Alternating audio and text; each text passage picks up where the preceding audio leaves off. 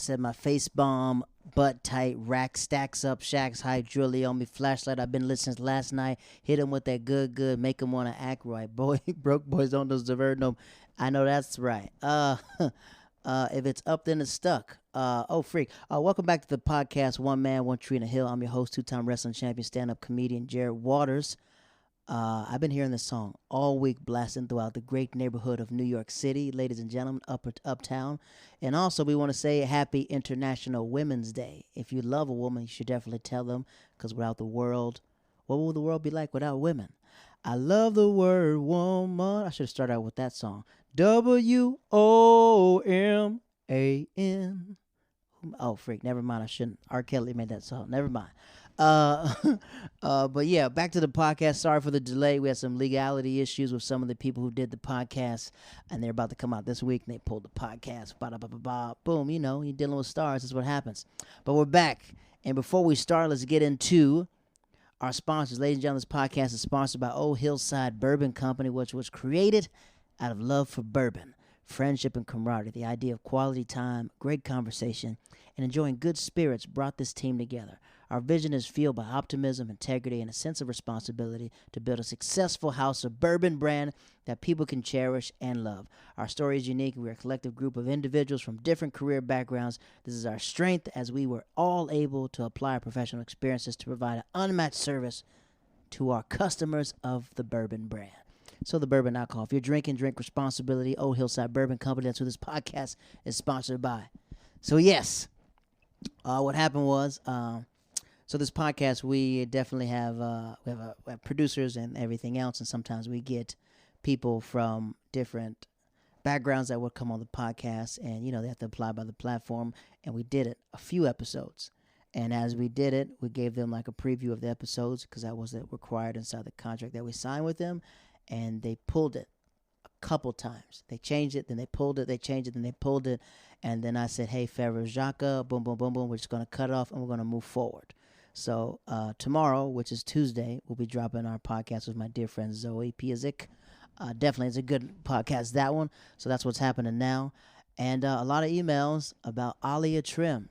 I just want to let you guys know she is definitely married to her husband. If you listen to the podcast, she definitely talks about him. But yes, and just go to Etsy and buy some of her stuff. I got a sweater and what do you call it thing a scarf. She's make everything, shawls, everything else. So definitely support small businesses because it's about to grow. A lot of people have emailed about our dear friend Laura Bellinger from a couple previous podcasts, and that's why we put their information on the description of the podcast, so you can just hit them up, you know. But she's good. I recently just spoke to her, and she seems that she's doing well. Well, we didn't speak on the phone. It was like through Instagram, through Facebook. Yes, where we spoke. But that, yeah, definitely hit these people up. A lot of questions. So I guess what we're going to try to do is we talk to producers to bring people back on the podcast and see how they felt when they heard their episode. Sometimes it's when you express your life story and then you hear it again, it's probably a whole lot different when you hear it. And a lot of people just hitting us up about previous guests and everything else. So I think that we're going to do that and lap ourselves around. Other news, what's going on in the world. Pepe Le Pew, ladies and gentlemen, is canceled. Pepe Le Pew, if you don't know, is a skunk who used to do those, like his whole shtick was chasing another female skunk around and try to kiss her. She pushed him away. And Warner Brothers has pulled him from Space Jam 2 because of the negative impact of what's going on. And, you know, Dave Chappelle spoke about this like 20 years ago. Let's play the clip of old David Chappelle. Here we go. As an adult, shit is wild shit. Some wild shit. I mean, like I was with my nephew. We sitting there, we watching Pepe Le Pew. And I say to my nephew, I said, now pay attention to this guy because he's funny. I used to watch him when I was little. And we watched Pepe Le Pew, and I'm old now. I'm looking like, good God. Kind of fucking rapist is this guy? Like, take it easy. My nephew was sitting there cracking up. See, sometimes you gotta take the pussy like Pepe. Like, no.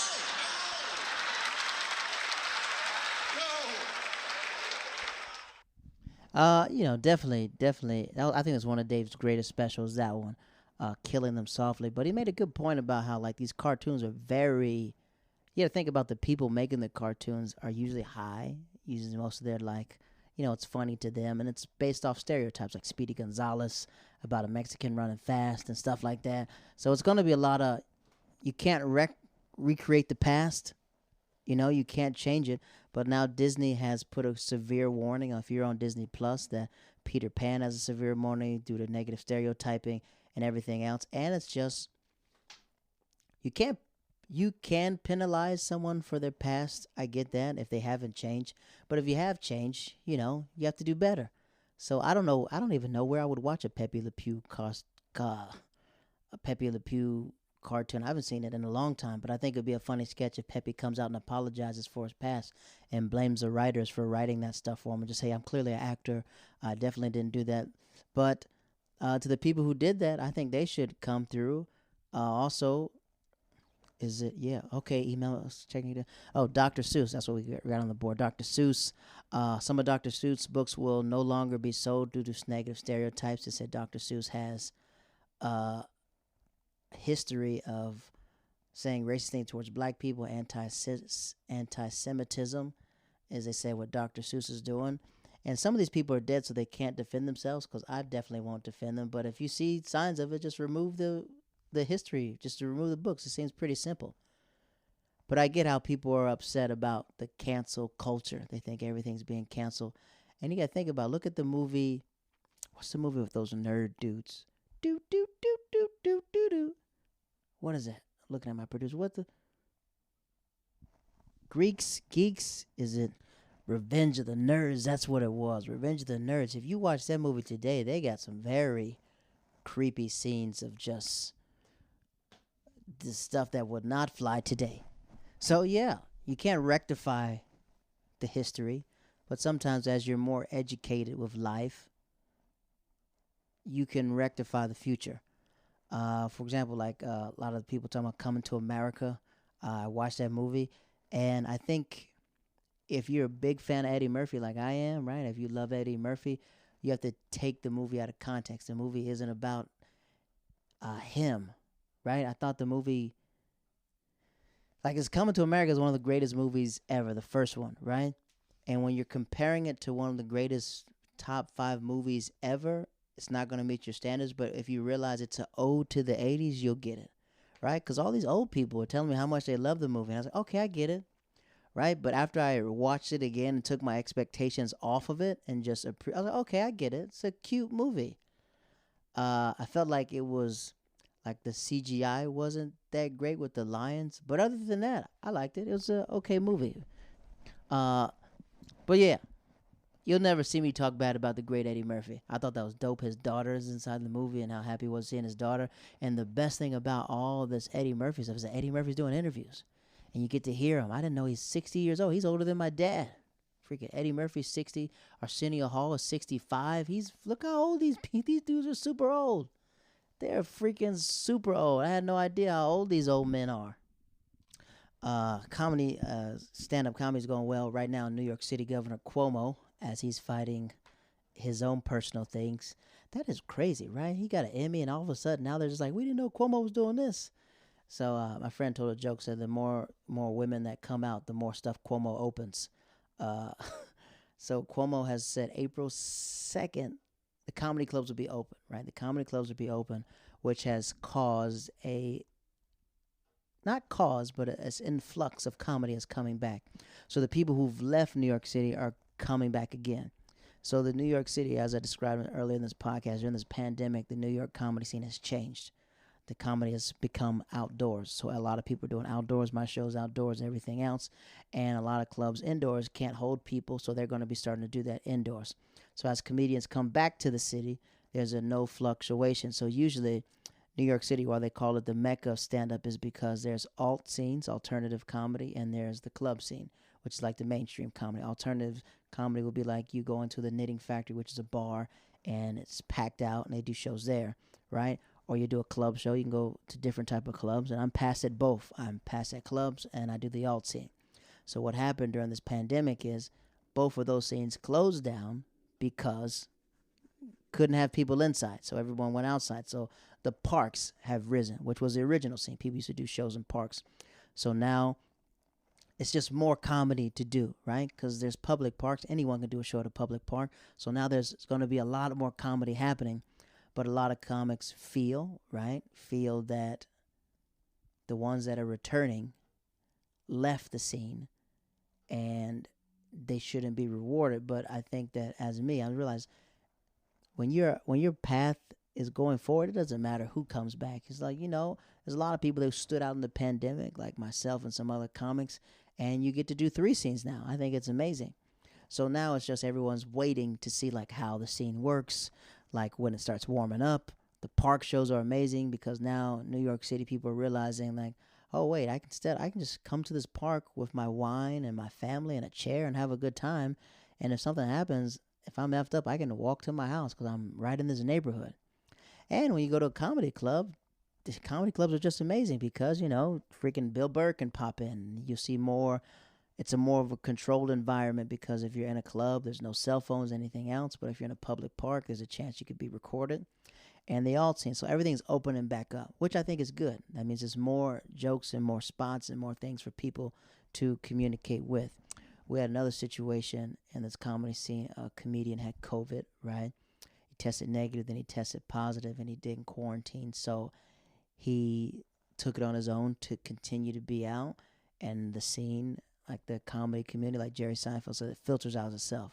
So it's just like people trying to, he told one person to another one, just like little things. But the good thing is like he's not in like he just I don't do open mics anymore. You graduate and do other things. So he had it and he passed it on. So it's a very scary situation, especially if you have pre-existing conditions. There's a pandemic still out there and you still have to heed accordingly, That's what's happened in the New York comedy scene. It was good. My last 2 weeks of shows have been amazing. Did like 20 shows already. My goal is 700 shows by the end of the year. 700. Last year I did 300. And that was 3 of the months I couldn't do anything. So I'm just trying to just give myself like a goal to stick out. I'm reading all your other Meghan Markle. Oh, I did watch that. We watched that last night. Meghan Markle. Marvel? The Queen. The British.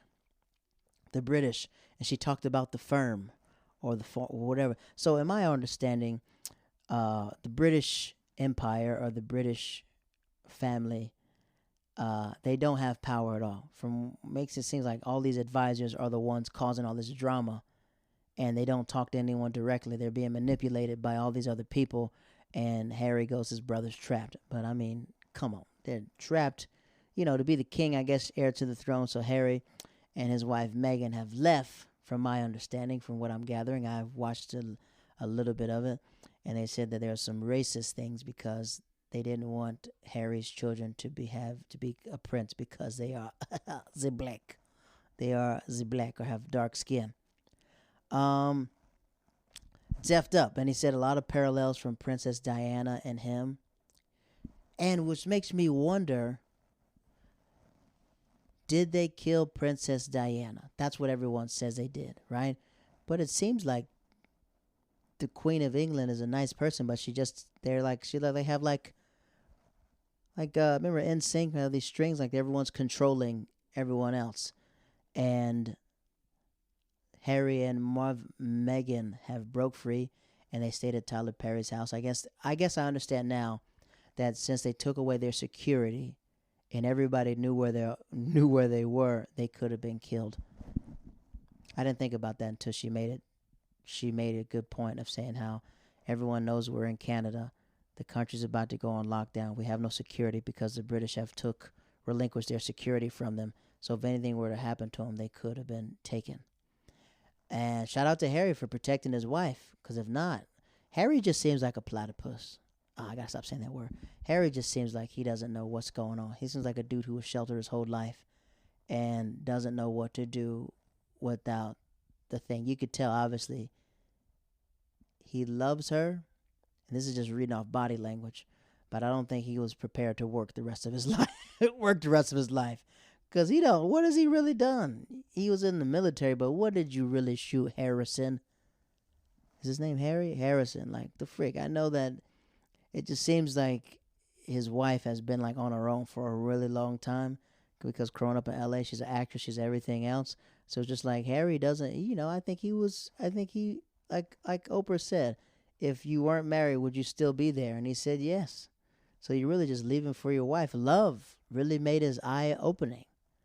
It's like he touched the soul stone. I touched the mind stone, and his eye got open to it. But yeah, we'll keep following up on this. But shout out to TP, aka Tyler Perry, aka King Perry. I thought that was dope. I gotta stop saying, I freaking hate that. There's a couple emails that will be done. Oh, Vanessa Bryant. Oh, I read that. I read that article. Yeah, that was a really good article of Vanessa Bryant about saying how she's depressed and how she keeps moving on. Yeah, there's some tough people, man. Vanessa Bryant. I did find that disrespectful what Meek Mill said in his raps when he says, if you try to smoke me, I'm willing to go out like Kobe with my chopper. That line was out of line. Definitely, that was way too soon and way too far. Definitely way too soon and way too far for that lyric to drop at all. Yeah, this is a brand new news. Burger King receives mixed reactions after tweeting "Women belong in the kitchen" on International Women's Day, encouraging women employees to pursue culinary careers. What are you thinking, Burger King? What the freak are you thinking? This is a true story. This is 2005, 2006. I'll leave my wrestling coach. I had a wrestling coach, and I had a wrestle woman before. I had a wrestle girl. This is a joke that I do, but I had a wrestle girl before. And my friend Garrett wrestled one, and I had a wrestle one when I moved to the Netherlands. And sometimes that phrase, "put her in the kitchen," is just, that needs to be retired. Because most of the time, like, my dad was the one cooking. Yeah, Burger King, you gotta definitely fire whoever wrote that phrase. It's highly disrespectful.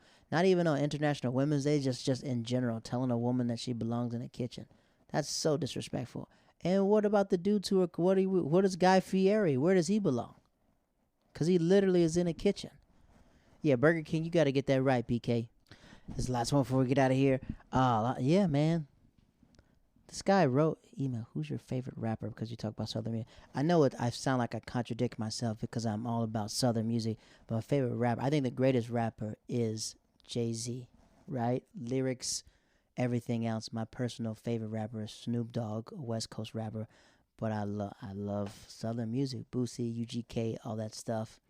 I freaking love it, man. And this is the last one before we get out of here. Did you watch? Yes, we did watch. Me and my old lady, we watched the freaking WandaVision. Definitely was a troll move. Definitely, it definitely trolled us. I thought Magneto would be there. Definitely didn't show up. I thought some mutants would be there, and I'm a part of this black underground, black market community where they leak things and stuff like that. And definitely, they leak the wrong thing and effed us all up. So, but I thought it was good. The funniest thing is all these Vision memes. They call him Vision, Vishon.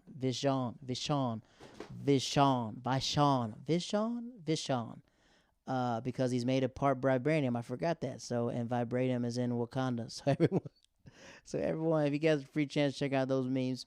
But yeah, so that was a Woody's Roundup. Tuesday, which is tomorrow, we're dropping the podcast with my dear friend Zoe, the Italian Stallion. Then after that, we'll be dropping some more podcasts. We'll be reviewing One Tree Hill. I know I say that every month, but this time we actually done the episodes. We just have to drop the episodes from what happened. We just got mixed up. Then after that, we'll be doing it. So if you guys, if you know someone to be on the podcast, let me know. I have a lot of friends that are going to be coming on, and we'll be traveling. I got a lot of road gigs, so I'll be doing some podcasts with these comics that I met on the road and hear their wonderful stories and what they've done and what they've accomplished. So this is the podcast, One Man, One Tree in the Hill. Have a wonderful night, peace, and many blessings wherever you are in the world. Love somebody. If you can't love somebody, hug somebody. If you can't hug somebody, still spread that love to somebody. And my name is Jared, two-time wrestling champion. Have a wonderful night, ATO. Hey, you're live on the podcast, One Man, One Tree in the Hill. Say what up to the people. This is when I see black excellence, man. It's Dave Chappelle, Michael Che, Lauren Michaels, Chris Rock, Eddie Murphy, all sitting at the table. I said, yo, Eddie, Mr. Murphy. I said, I just want to say, man, you the GOAT, man. And you the coldest nigga that ever walked the face of the earth. You gotta break that thing over. She wants it private, but y'all not even together right now. So we haven't spoken about anything but the cat for at least 2 months. And then I said, and I'm be the next Jamar Neighbors. And then she was up like, I know that's right. Ladies and gentlemen, thank you for listening to the podcast. My name is Jared Waters, and I'll catch you next time. Like, subscribe, rate the podcast. Have a wonderful night, wonderful day, whatever you're listening to. I'll see you soon.